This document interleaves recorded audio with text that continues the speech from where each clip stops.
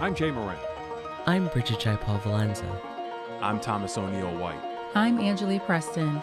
We need to get together and let our voices be heard. This is What's Next, a dedicated hour to have important conversations about the issues facing the marginalized and underrepresented communities of Western New York and Southern Ontario. We're going to have some real healing. We've got to have space to tell some uncomfortable truth. What's Next continues our mission to discuss race, Equity, And the common concerns of Buffalo's East Side and beyond. In the suburban area, everywhere, we must work and teach our children. Welcome back to another episode of What's Next. I'm host Thomas O'Neill White, and joining me today is Kelly Dumas, the Executive Director of Healing Hub of New York, Incorporated, and also the founder of Dumas Rise, LLC, and Amanda Paul from Say Yes Buffalo. Thank you both for being with us today. Thank you for having us. Thank you for having us. Healing Hub and Say Yes Buffalo have partnered for the Building Clinicians of Color campaign. Kelly, can you tell us a little bit about this collaboration? Absolutely. So probably, I don't know, was it a little while ago, I got a call from Amanda from Say Yes Buffalo that, they were working on this initiative following the Tops massacre. There was a noted need to have more clinicians of color accessible to the community. So she was reaching out to different providers to kind of get some input on how to go about doing that. So I don't know if you want to speak a little to it. Sure, yeah. After the shooting that took place at Tops, we were approached by a few different funders, United Healthcare being one of the key ones. And they came to us and they said, what can we do? We would like to do what we can to support the community, and they were looking to us to give them some answers. So we naturally looked to the community to hear what they needed. And after everything had taken place and there was a lot of community response, mental health services was widely sought, and the feedback we received was that there were not enough clinicians of color being able to provide services at that point in time and just in general. And so that's when we turned back to the funders and said, this is where we want to put the focus. And initially, the thought process was that we would hire more people, either in Say Yes or look to what we have a lot of partner agencies that provide mental health services.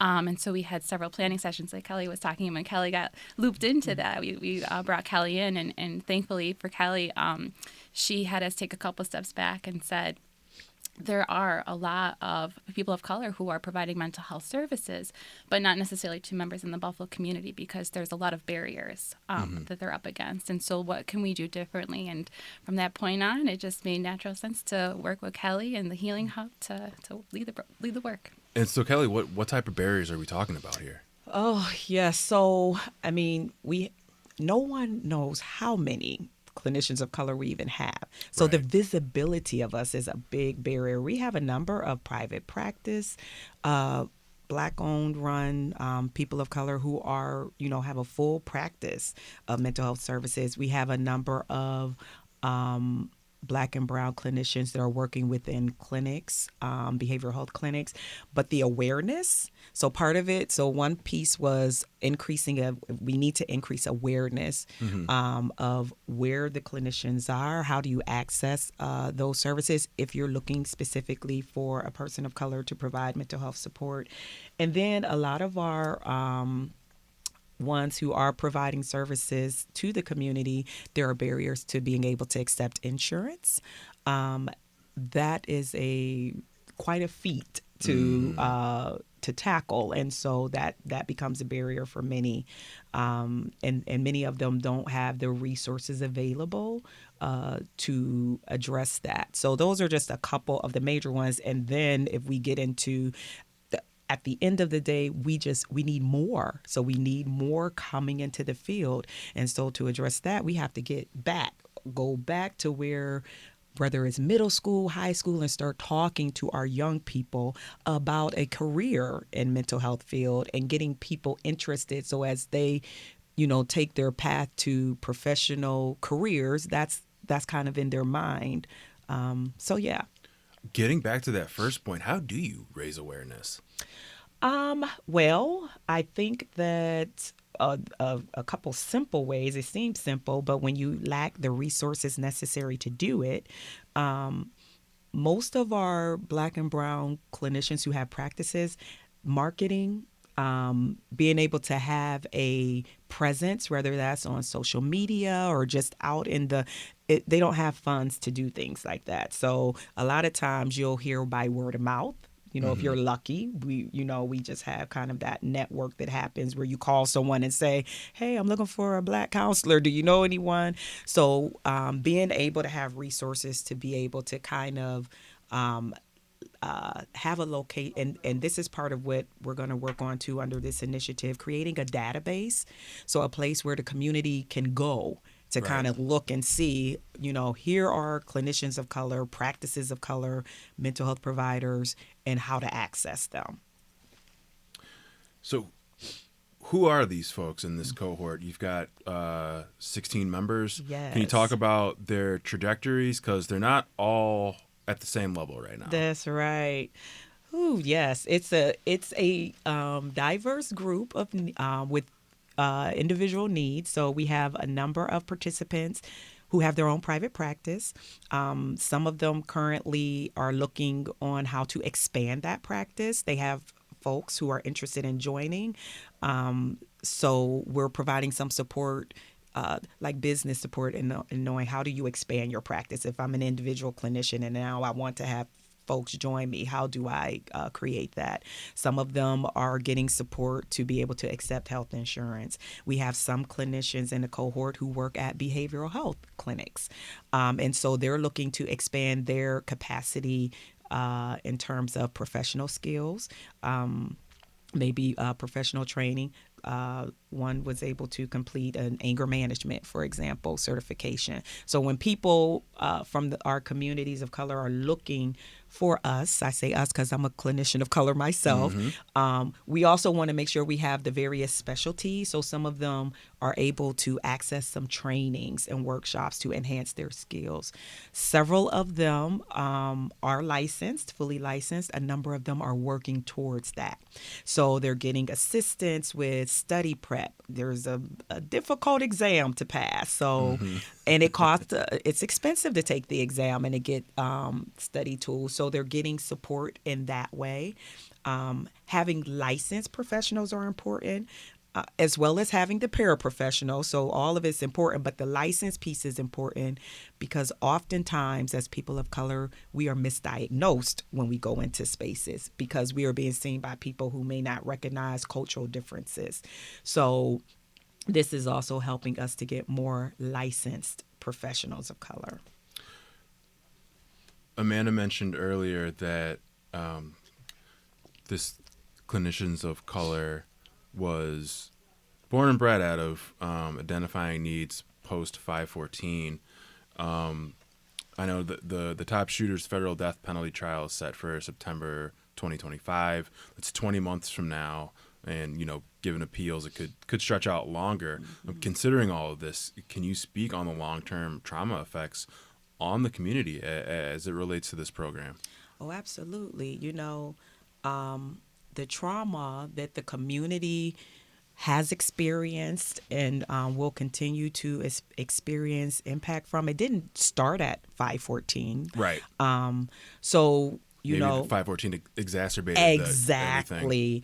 And so, it exasperated it. It brought it to the forefront. So just like it didn't start then, it's not just going to go away. Right. So we have an opportunity to address it, to take a look at it and say, okay, this is an issue that has existed and plagued our community. How do we make improvement on it? The traumatic impacts of this shooting will be far-reaching. So being able to have supports and services available in our communities so that people, when they're feeling like they need to talk to somebody, they need some kind of support.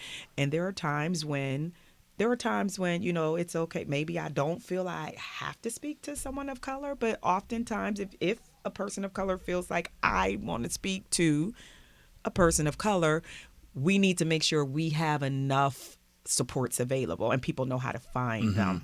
Or just having the need to speak to someone, and that someone happens to be a person of color, probably makes it easier for that person to talk and to open up. Absolutely. And especially if you think about this particular, I mean, we're talking about trauma that comes from a racially driven act. So race is definitely a big issue for people who are healing and still feeling the traumatic impacts of that.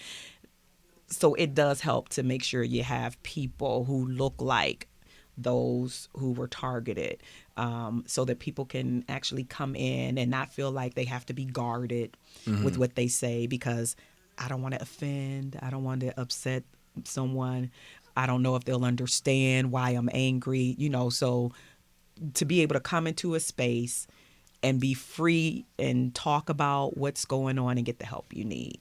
Is that the overall goal for the program then? Yes. I mean, the overall goal is to really, really, at the end of the day, have many spaces where our communities can see where they can go, where there are spaces designed for people of color, where they know this is a safe. I was pausing a little with doing that because saying safe space, but basically a safe space or a space that recognizes, as a person of color, I may come with some unique and different needs. So having lots of those spaces available and people being able to access them. How are the needs going to be met, and what were the conversations about on how to build this framework? Yeah. So,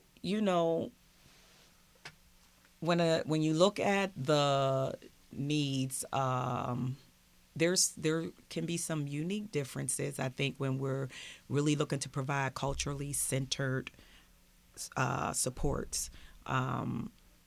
So we want to make sure that besides being a person of color that's providing the support, oftentimes we tend to be more communal.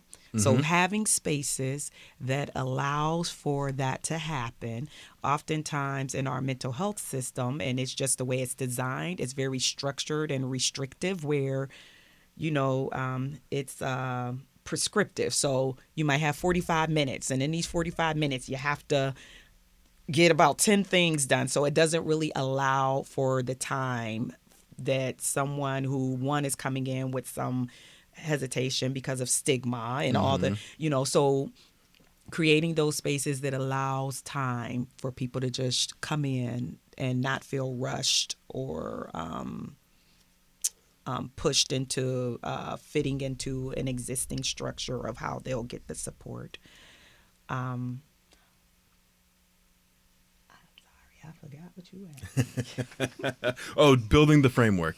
Oh, yes. No worries. Yes. So building the framework, I think it has been and it will continue to be very important to hear the voice of the people in terms of what it is that they need.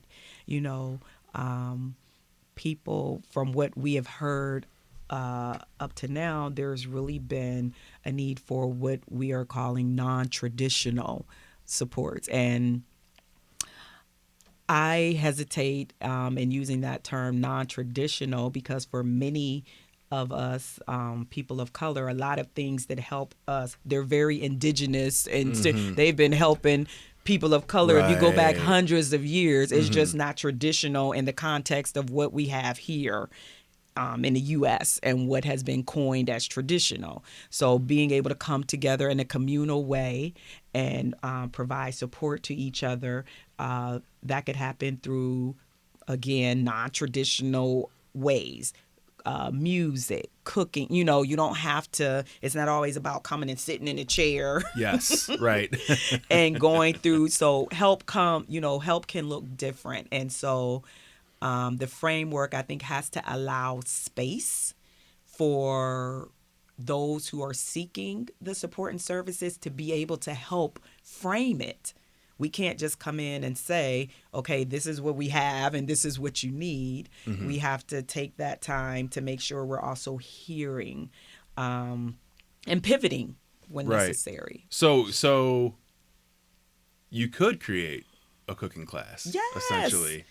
Or like some sort of musical program. Absolutely. That's very therapeutic for many people. And oftentimes when you incorporate activities like that, it takes people off the mindset of I'm getting mental health. So you can incorporate those pieces into it, but while we are doing other things. So and we have a number of Black and brown mental health professionals who do that, but then it's about making sure they have the resources available to continue doing that and that the community knows how to access them.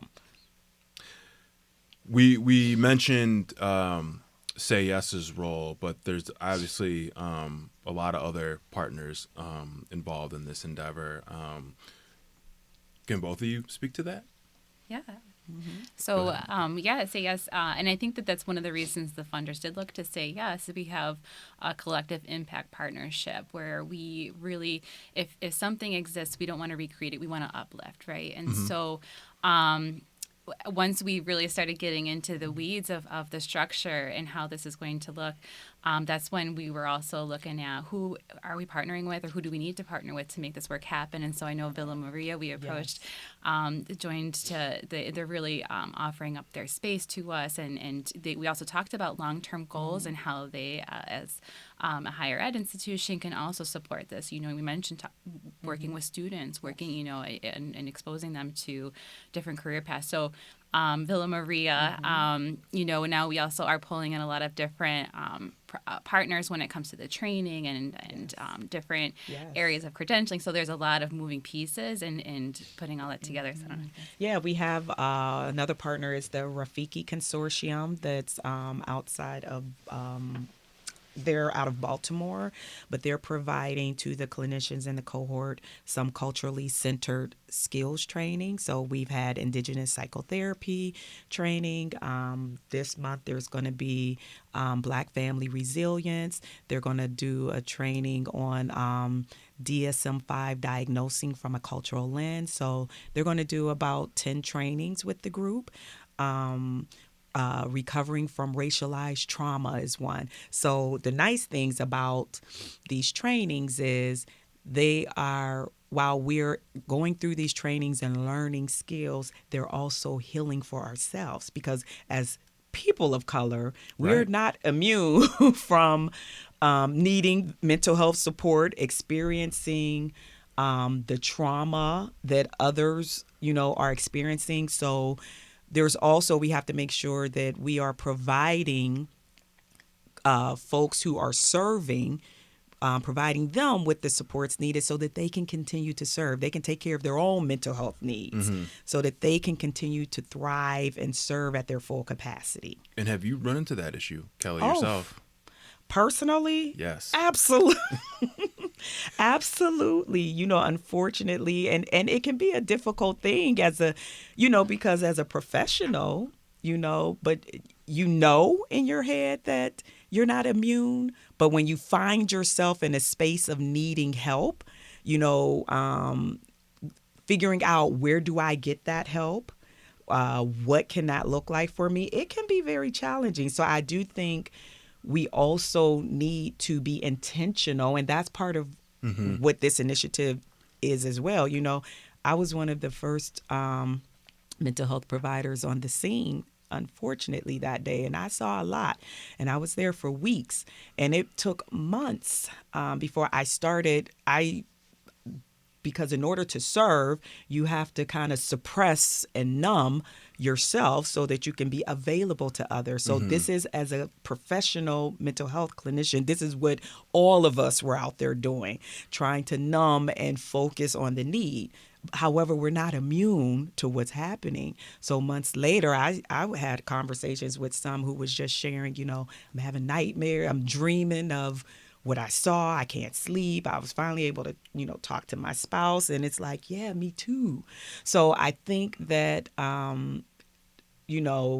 being able to be in a space that normalizes that for the professionals and acknowledge that we also have to take care of ourselves so that we can continue to serve is important.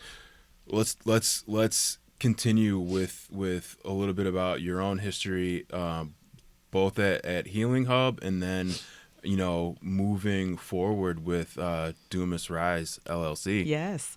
Yeah. So, I mean, really, so the Healing Hub is a mental health nonprofit organization that really focuses on providing some direct services to our communities of color, providing workshops, doing community engagement. We're going to continue to do that great work. Some of the clinicians who are in the cohort are going to provide services under the Healing Hub through the work, like providing workshops and groups. With the Dumas Rise standing for Restoration in Sound Environments. We need restoration in sound, stable environments. It's going to really focus on providing those types of spaces for mental health, for people who are in the mental health field, not just people of color who are in the mental health field or who are looking to go into the mental health field. So really increasing the number of Black and brown clinicians, and then also making sure they have the supports that they need to continue serving. And in that, also recognizing that in our communities of color, our leaders of faith are oftentimes the first line of mental health support for many of us. So they also need to make sure they're getting what they need to continue providing support. So, whether it's a trained, licensed mental health professional, a peer trained a mental health professional, a faith leader, anyone who's providing mental health support, we want to make sure that that they have resources, that they have the visibility so the community knows where they are, how to find them, and we want to make sure we're adding to the pool of mental health professionals. Building capacity. Yes, that's right. So this program is obviously a great step. Healing Hub and then Dumas Rise LLC. What other steps need to be taken, do you think? I think that we have to make sure that we don't. The name of this show is What's Next? Yes, ma'am. But we're going to ask you what's next in a little bit, so don't go there yet. I was going to say, we want to make sure we don't, I think as a society, we have a tendency to want to rush to, okay, what's next? Mm-hmm. And so I think that staying present in making sure we put the attention, the time, and resources into addressing the needs that have been brought to the forefront, and realizing that while it's been a year and a half going on 2 years, it's still so very raw for so many people, and we still have so much work to do, and we're not going to be able to do that without everyone coming into the space, into the table. Let's not put the cart before the horse. Let's we've got these issues right here, right now. Yes. Let's make sure all those bases are covered before we even talk about moving forward. Is it all up to institutions to take the lead on this? What can you do in your role, and where does community input come into play? I wouldn't say it's all up to institutions. I think that all institutions need to recognize that they do play a role in changing the narrative, changing our present reality, and also taking responsibility and making sure they're not just doing things in a performative way, that they are really doing things, taking steps to transform and make true long-term impact changes. So I think all of it, everyone plays a role. And so institutions have to understand and make sure that community voice is present.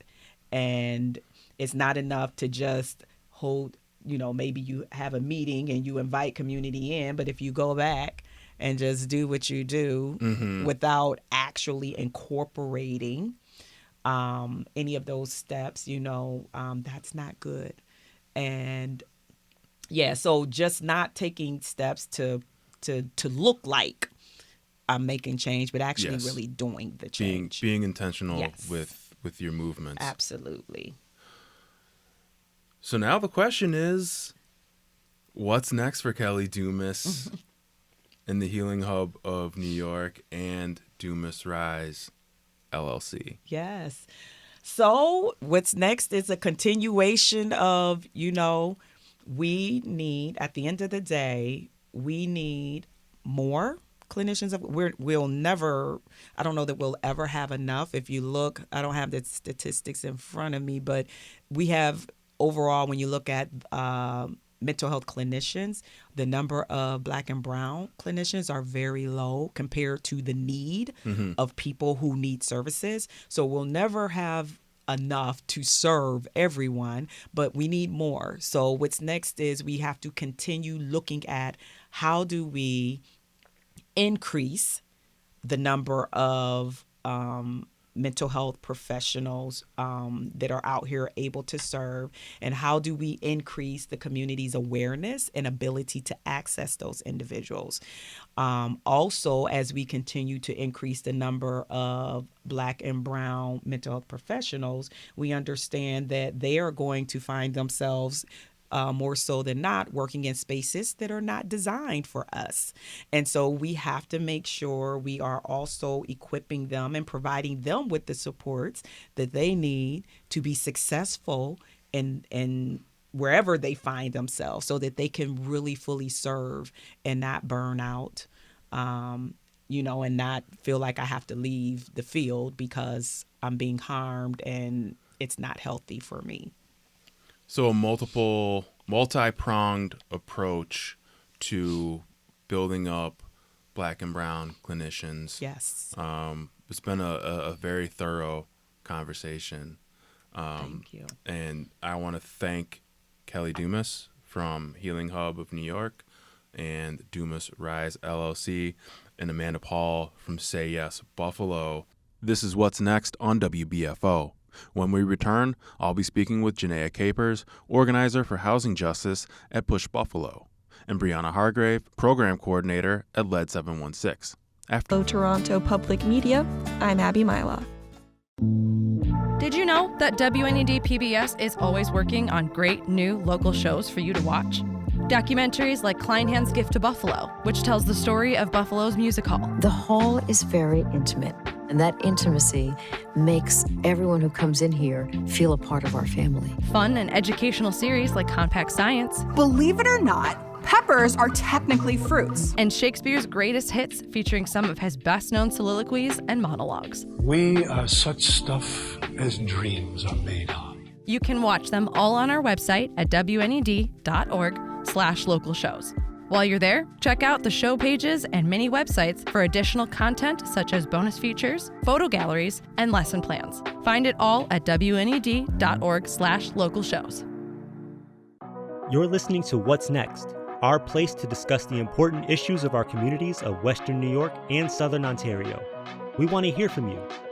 Click on the Talk to Us option in the WBFO app, and we will work to get your questions or comments on the air. Do you have a story or concern that we should be addressing? Email us using whatsnext@wbfo.org. Together we'll have the conversations that are needed. This is WBFO, your NPR station. You're listening to What's Next? I'm host Thomas O'Neill White, and joining me today to talk lead poisoning and the proactive rental inspections law in the city of Buffalo are Janayia Capers, a housing justice organizer at Push Buffalo, and Breana Hargrave, the program coordinator for Lead 716. Thank you both for being with us today. So let's talk last week. Janayia, the Partnership for the Public Good and its partners rallied at Niagara Square to call on the city of Buffalo to comply with the proactive rental inspections law. Over 200 children living in Buffalo are diagnosed with elevated lead, blood lead levels, and thousands more are exposed to lead-based hazards in their homes. Janayia, can you tell us what the PRI law is and what the city of Buffalo is or isn't doing with regard to the law? Yes, Thomas. I just want to say thank you for having me here today. So in 2020, Buffalo passed proactive renters inspection. This law was created to combat lead poisoning. That was one of the things that it was created for, and it was also created to fight like minimal standard like housing, such as to protect things such as like make sure your house is like rodent free, like make sure the foundation is safe, like also make sure like your porch is okay, and things like that. But one thing that we really focus on is lead, because Buffalo housing is really we have a very old housing, and we want to make sure that, and we have a very high lead population, which is something that a lot of people don't know, and that was the reason why we're trying to fight and combat this, and that's one of the reasons why the law was passed. So yeah, and you mentioned that Buffalo has a lot of old houses, a lot of houses built before 1979. Where would people find lead or like run into lead hazards in these houses? Yes, so a lot of the lead in the houses are either like you can find them in the paint. So if sometimes when your paint is like, you could see it start to chip, that's like the lead will start to fall out of that. So sometimes to stop it, you'll want to like paint over it when it starts to chip. That's one place that you can find lead at. Here in Buffalo, you can find lead in water too, but we don't find it that much here in Buffalo. But those are like some of the places where you can find lead at.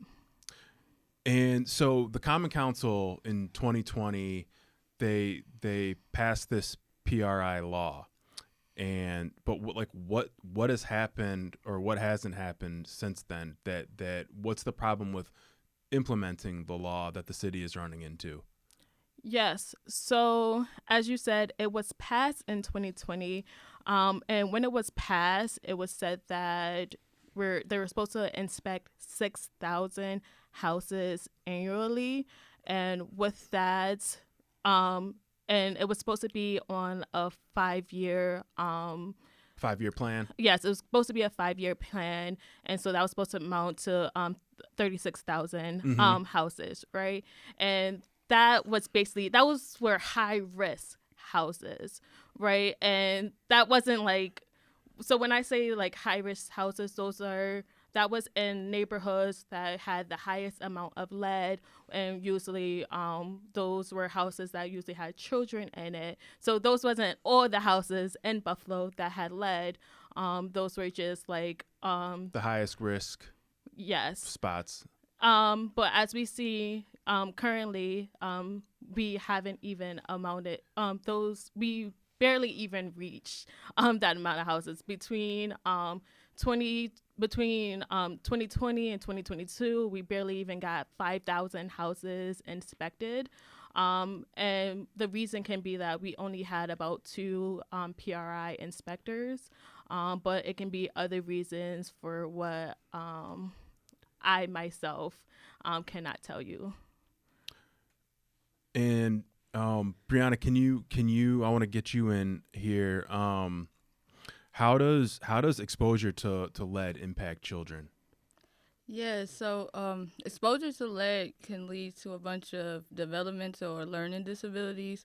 So things like ADHD can happen. Also attention, a lot of kids aren't able to pay attention in school, so they're not able to learn correctly. Behavioral issues start coming up. So partnership for the public good, and 38 other organizations are giving the city 30 days to come up with a plan. But what happens if the city does not come up with a plan? Or it's probably like 23 days now. It seems like the city has been loath to come up with a plan. What happens if they don't come up with a plan? What are these organizations going to do?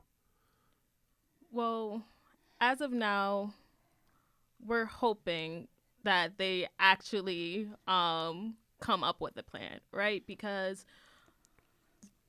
as they're Buffalonians, we're in crisis, right? Mm-hmm. We've been in crisis since before 2020. We were hoping that in 2020 they came up with the plan, they fixed it, but we're hoping that we don't have to go farther. We're hoping that we don't have to go farther than that, but we might have to. But this is our warning. I will say that.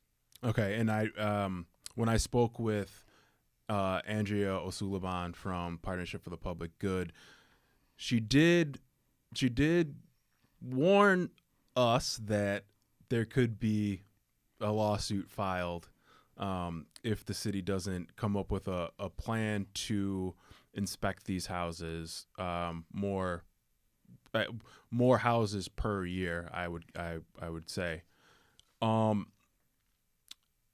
so with these lead issues in homes throughout the city, there is a bit of a, I wouldn't even say a bit of, but there is a racialized component to this as well. Janayia, can you speak to that? Yes, it is definitely a racialized component. We can definitely see within like Black, brown communities, and minorities. We are, especially historically, you can see like Buffalo itself is definitely a segregated city due to redlining, and due to that, you can see where the lead is itself. Those areas are affected more, and then this is why we're asking like the city to recognize that this problem and protect the people who are at risk the most and who are suffering. Mm-hmm. And Breana, this issue of lead poisoning is very much it's a part of who you are, kind of, right? Can you tell us a little bit about your dealings with lead poisoning? Yeah, so as Janayia mentioned, so the chip and paint is how I was exposed. It was chipping in the windowsills, and then I would eat it. As a child, I was about probably like 3. Wow. And it was in a upstairs, downstairs home, just as like the law is pushing. And pretty much I was hospitalized. I did read an article in the Buffalo News my mom put out. It was in like 1998, and she talks about me like being hospitalized and having like 3 times the average lead, like what you should have. Wow. So that led me to be like hospitalized for like 2 weeks. And on top of that, it was a tough time because I also lost my father during that time. So being exposed to lead and also dealing with that trauma could lead to a lot of like social, emotional issues, which I look back at and I noticed that I had a lot of those issues growing up. And I learned to regulate them as an adult now. But yeah, that was pretty much my experience. How'd you work through it? So my mom was really hands-on with me. That's why we encourage parents to really do like brain builders and really be hands-on with their child, not just let the schools teach their children. But also too, I have been in like counseling and like leadership development programs, but I understand that a lot of people don't have that opportunity, the opportunities I have had to overcome that. And so that kind of brings us to LED 716. Can you talk a little bit about that organization? Yeah, so LED 716 is part of Beyond Support Network. So Beyond Support works to empower, support, and educate individuals with developmental or learning disabilities. So part of that, we have like daycares, preschools.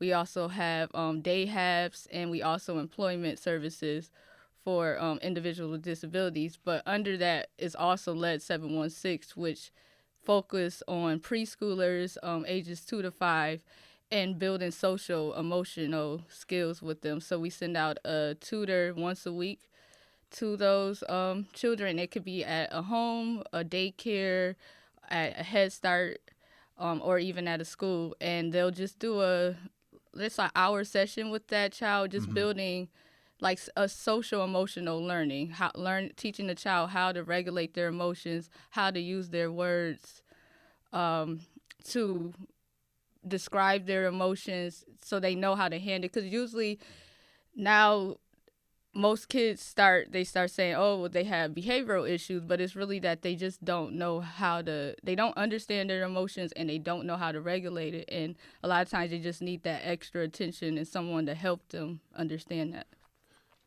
And you had mentioned off air that there are some challenges families face in the program. Yeah, so that could be like lower IQ scores, speech and hearing disabilities, also ADHD, that's social emotional issues. But also too, like these families also face, some families I talk to may not have food. So it's hard for a family to focus on lead poisoning when it's other things going on around them, like they have to worry about, feeding their child every day or even trying to get to work. So like I said, it's just really hard to focus on that when there's so many things wrapped around a family with low income. Mm-hmm. So talk to me about the website. What types of information can be found on your website? Yeah, so on led716.org, you can find how to enroll your child. There's also information about what our program offers, what your child would need to be enrolled into the program, information about what to do if your child is exposed to lead, like numbers, where to call in the county to get your house inspected. And then also there's an opportunity to even donate to the program as well. And also my contact information if you need to speak to the coordinator. And what's that website again? It's www.led716.org. So, Janayia, what's next for the housing justice side of Push Buffalo? Yes, we're trying to get people more aware about proactive renters inspection because we found out that a lot of people don't know about it, and we feel like that's one of the reasons why the city's been able to not implement it properly. So we've been trying to educate people in the community. So we're going to we're starting workshops, right, around proactive renters inspection. So our first one's going to be on March 12th at 6:00 p.m. and that's going to be at our Push Buffalo location. So it's going to be at 429 Plymouth Ave. So that's downtown, the west side, which is at the old school 77, if you know where that's at. So if you're willing, you can come and join. We're also going to have some other dates that we're going to be posting about it soon on our Push Buffalo website. And also we're going to be continually aligning with PPG, and we're probably going to be still doing more pressers and press conference, so you'll be seeing us there. Right. I would be remiss if I didn't say yes that what you're doing is part of one of the agenda planks of the Partnership for the Public Goods 2024 rollout. Yes, we did get on the agenda too there. What's it like having that, having that partnership with the partnership, with them having your back on this issue? It feels good. Like, we didn't expect, like, when we actually got on the agenda, we didn't expect, like, PPG to also be like, hey, like, we actually were like, we got so aligned with each other, and it felt good to say that, like, oh, because we already talked with our community members, and they said that they wanted their homes to be safe and stuff like that. Like, that's the reason why any plank that we do, it came from people in the communities. And then to get like PPG support too, and also being able to have this public front and the support, it's actually been so good and able. And it was, I would say that I'm happy that we're able to get the support that we need to get the word out about PRI, because this is something that we really need. It's important. Yeah, and you had to pitch this to the partnership? How did that work? Yes, I had to do a pitch to PPG.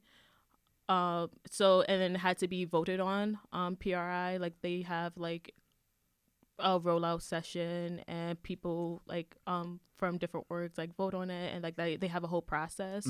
And we were lucky enough to get voted on and be part of their agenda. So, and just so people aren't confused, PRI is kind of like a umbrella law that the city has adopted, and then the lead poisoning and the lead inspections in the housing is within that, under that umbrella. Yes, I would say it covers multiple things. So yes, one thing it covers is lead. And it also says within the law and what's to make housing like safe, habitable, and it also covers like infrastructure within the house and stuff like that. Yes, so I would say like yes is an umbrella term for multiple things. Yes, and Breana, what's next for you? What's next for Lead 716?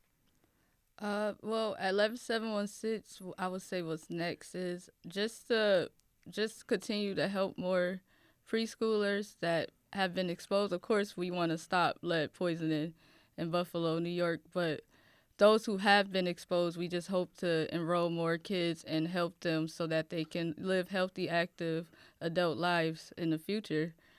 And then also to expand with even tutors to help the kiddos out that are enrolled into the program. Do you speak with the kids? Do you say, hey, I was once in this position, and now here I am as a success?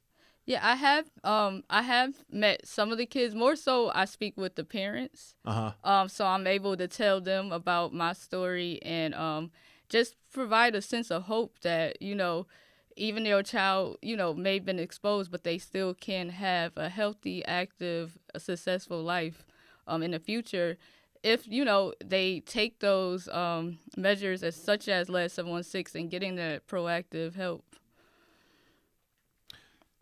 Do you feel supported when you meet other people going through the same thing that you went through? Yeah, I do. I honestly am pretty shocked that it's still going on as I go into this. And as position. your website says, it's completely preventable. Right. Yeah. I just am actually shocked as I go into my adult career, because I knew about lead and I studied and researched it, but I'm more so shocked that 26 years later is so many kids that are still being exposed like that. It's a big problem. This is What's Next. I want to thank my guests, Janayia Capers and Breana Hargrave, talking about some important stuff here. I want to really thank you guys for being on with us today. We'll be back with more What's Next after this. You're listening to What's Next, our place to discuss the important issues of our communities of Western New York and Southern Ontario. We want to hear from you. Click on the Talk to Us option in the WBFO app, and we will work to get your questions or comments on the air. Do you have a story or concern that we should be addressing? Email us using whatsnext@wbfo.org. Together, we'll have the conversations that are needed. This is WBFO, your NPR station. On a previous installment of What's Next, we traveled to Olean to visit Della Moore, who founded and runs the African American Center for Cultural Development. Della gave us a tour of the exhibition hall, which includes artifacts of local historical interest. The following is a brief snippet of that tour. Well, let me walk you around. Please, yeah, might as well. Yeah. Sorry. Yeah, I didn't ask you to sit down. Sorry. That's all right. I just jump right in. Right? Yeah. This is our exhibition hall, right? We've had events in here, exhibits here, and even while things were going on. Oh, I see. Things just kept going on. And this is where we have our most exhibitions, that will go on. And I'm not a fan of holes in the wall, even though you see little strips and stuff. I'm sorry, no. You keep pointing them out. Yeah, I'll do that. Okay, I got it. But so I like the little things that, this I will point out. This is our, I had Western Auto Glass build a enclosure. But I mean, it was enclosed. I mean, it was shelving and the lights, but I just needed this. Mm-hmm. Some of those things I love, and I've been collecting forever. I mean, these guys, but this, of course, is history and stuff. We have world history, and we have local history. Yes. Nice. And what are the plates on the top? The plates on the top is from a friend of mine who, minister of Bethel in your church, who presented me with his artwork, and that's his artwork depicting the black experience, grandfather, and then the church, and just hanging out, and then African. Yeah. This is where I got most of my stuff about Sarah Johnson, Sarah Johnson is the runaway slave who wound up in Olean and became an icon, a favorite icon. Yes. And her home, she was deeded a house in 1850, and 1850 was when the fugitive slave law got teeth. Remember? Right. And so that says a lot about Olean. They protected her? Yes, Olean. There was not one runaway slave was ever caught in Olean. Wow. Not at all. Wow. Not at all. No. And because those people were pretty aggressive. Oh yeah. Oh yes. Well, they wouldn't let nobody would let. There are lots of stories about that, like a tar and feather thing. I won't talk about that anyway. So So this was a great area for safety, and a lot of the people who live here now are from the people who came. Yes. That's what that article is about. Okay. I think that's not St. Pumpkins was about 10 maybe books. I think 10.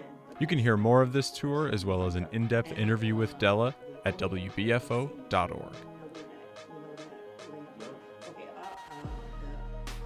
This has been What's Next on WBFO and WBFO HD1 Buffalo, WOLN Olean, and WUBJ Jamestown, your NPR station.